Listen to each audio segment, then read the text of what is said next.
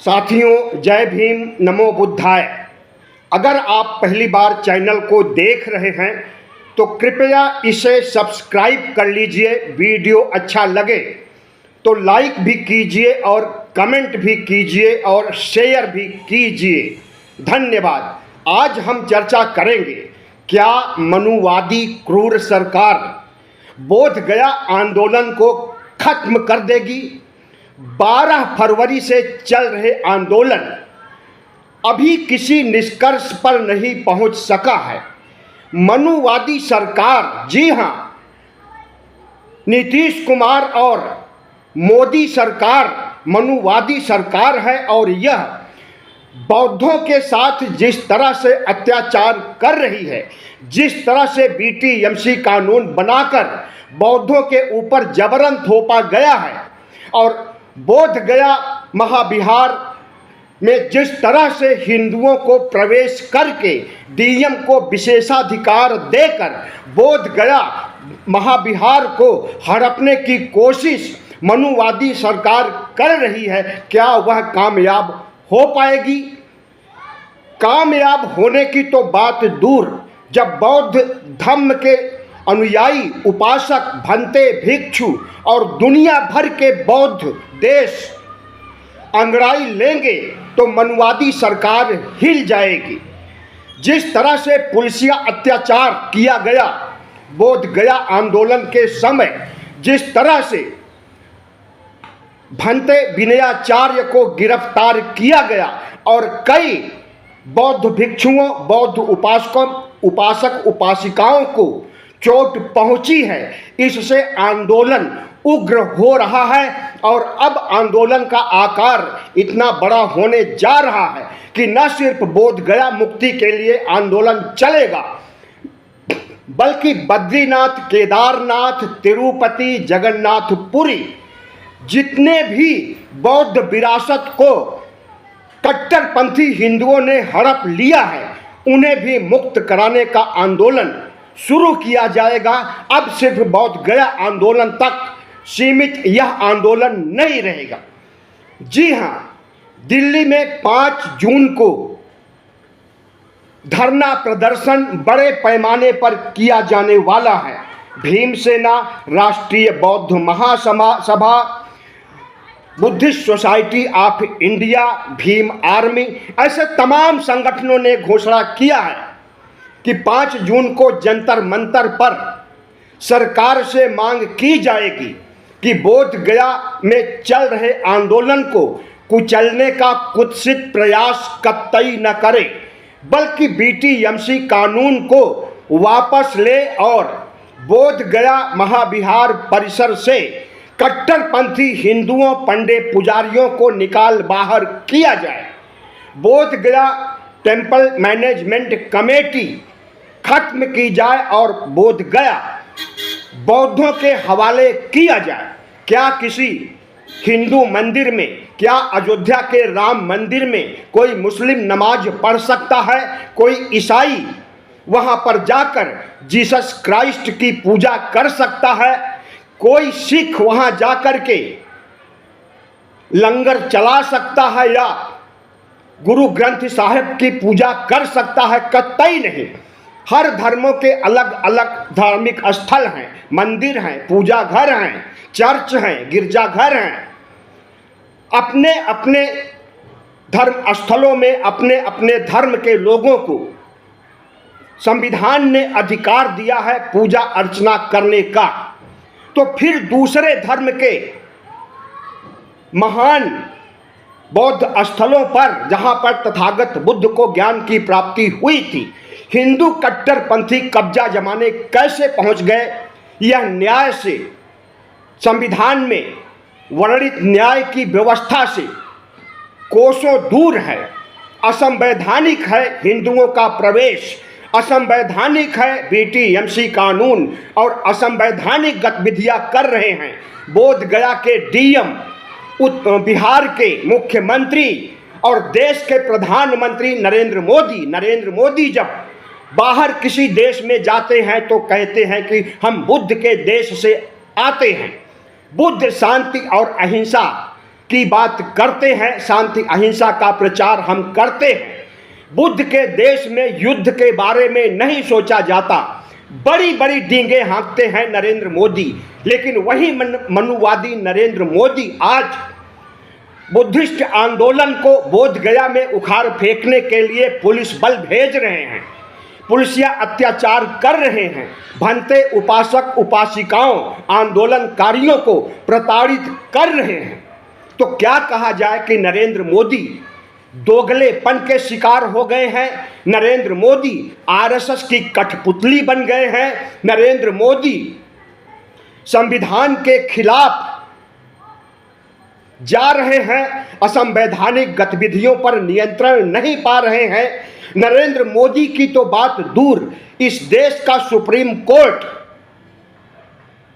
क्या स्वतः संज्ञान लेकर बौद्धों के ऊपर हो रहे अत्याचार और बौद्ध महाविहार में स्तूप को शिवलिंग बता करके एक मुस्लिम राज्यपाल से पूजा अर्चना कराई जाए, वैदिक मंत्रोच्चार किया जाए बोधगया महाविहार में, और तथागत बुद्ध की तरफ पीठ करके अगर मुस्लिम आरिफ मोहम्मद खान वैदिक मंत्रोच्चार करता है और शिवलिंग की कह करके बौद्ध स्तूप की पूजा करता है, तो उसके ऊपर कार्रवाई क्यों नहीं की गई और किसके कहने से उसने ऐसा किया?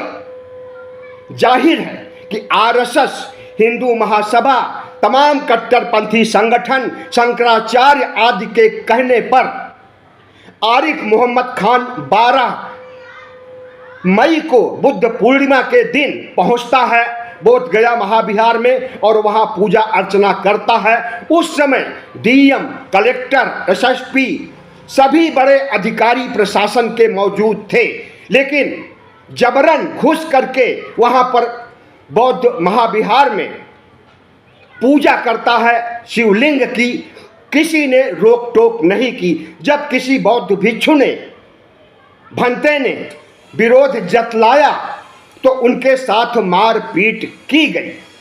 इतना ही नहीं, 13 मई को आरएसएस के अनेक गुंडे बौद्ध महाविहार में घुस आए और उन्होंने जय श्री राम के नारे लगाए।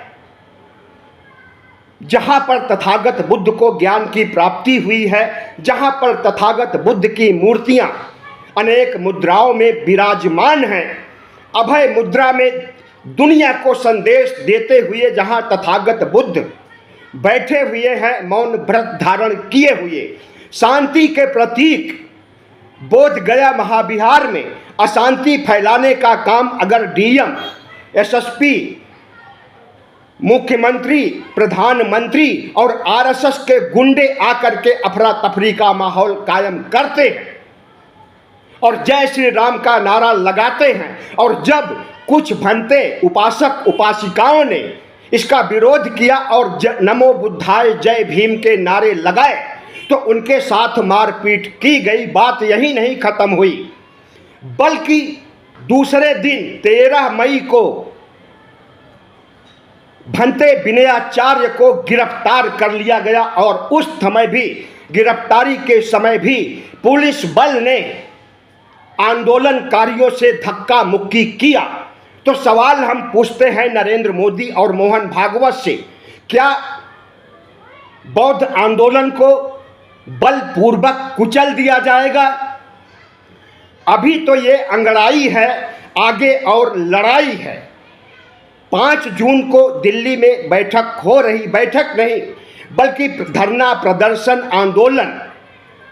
अब बोधगया के अलावा दिल्ली में नरेंद्र मोदी के नाक के नीचे, आरएसएस प्रमुख के नाक के नीचे आंदोलन शुरू किया जाएगा, जिसमें Bhim Army, Buddhist Society of India, Bahujan Samaj Party और अनेक बौद्ध महासभा के लोग इकट्ठा होंगे और आवाज बुलंद करेंगे। और 6 और 7 जून को बोधगया आंदोलन एक्शन कमेटी गठित की जाएगी, जिसमें पूरे देश ही नहीं पूरी दुनिया के बौद्ध समुदाय के लोग इकट्ठा होंगे और सिर्फ बोधगया मुक्ति के लिए नहीं बल्कि पूरे भारत में जिन जिन बौद्ध विहारों, बौद्ध मंदिरों पर हिंदू कट्टरपंथियों ने कब्जा कर लिया है, उसे मुक्त कराने के लिए एक्शन कमेटी कोई निर्णय लेगी और एक्शन कमेटी बनाई जाएगी और एक्शन कमेटी बनने के बाद कोई ठोस निर्णय लेगी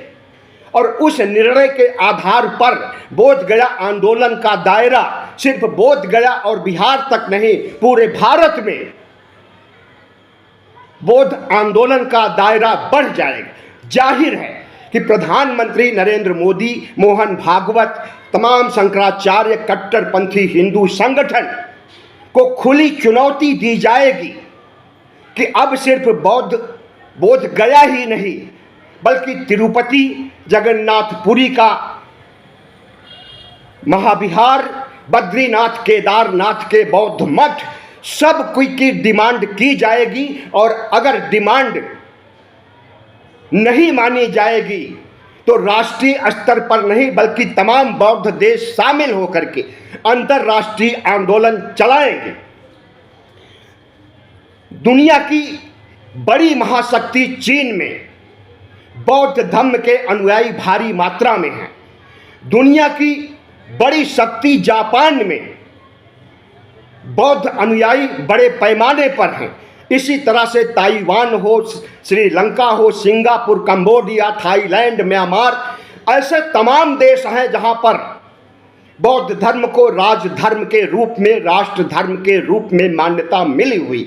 अब इन देशों ने भी अंगड़ाई लेना शुरू कर दिया है और सिर्फ बोध गया की मुक्ति ही नहीं, भारत में स्थित सभी बौद्ध स्थलों को जिस पर मंदिर बना दिया गया है, जिस पर कट्टरपंथी हिंदुओं ने कब्जा कर लिया है, उन्हें मुक्त कराने का अभियान छेड़ा जाएगा और आंदोलन में देश भर के ही नहीं, दुनिया भर के आंदोलनकारी इकट्ठा होंगे। याद रहे, तथागत बुद्ध ने शांति और करुणा, अहिंसा का संदेश दिया है। हमारा आंदोलन शांति, करुणा और अहिंसा पर आधारित होगा, उग्र नहीं होगा।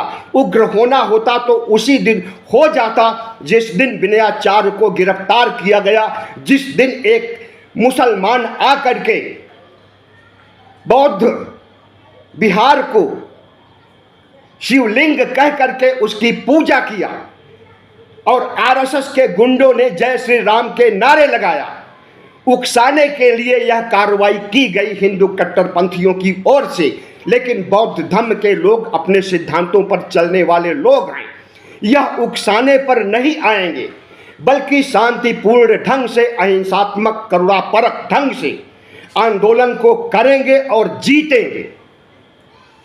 साथियों, वीडियो अच्छा लगा हो तो इसे शेयर कीजिए, लाइक कीजिए, कमेंट कीजिए और सब्सक्राइब कीजिए।